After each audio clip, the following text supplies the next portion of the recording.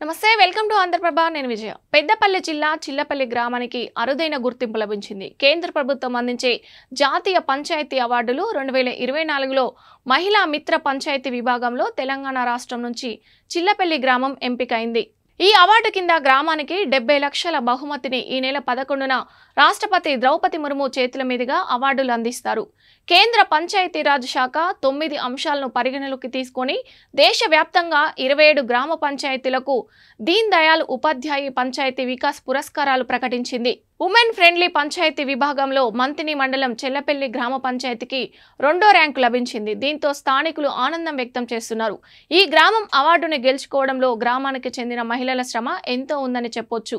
గ్రామ అభివృద్ధి పథంలోకి తీసుకుపోవడానికి ఒకరికొకరు ప్రోత్సహించుకుంటూ అన్ని రంగాల్లో ముందుకు వెళ్తున్నారు. ప్రభుత్వం ద్వారా ఏర్పాటు చేసే సమావేశాల్లో విధిగా అందరూ పాల్గొంటూ వారి సూచనలు సలహాలు తీసుకుంటూ సమిష్టి నిర్ణయాలు తీసుకొని గ్రామాన్ని అభివృద్ధి బాటలో నడిపిస్తున్నారు.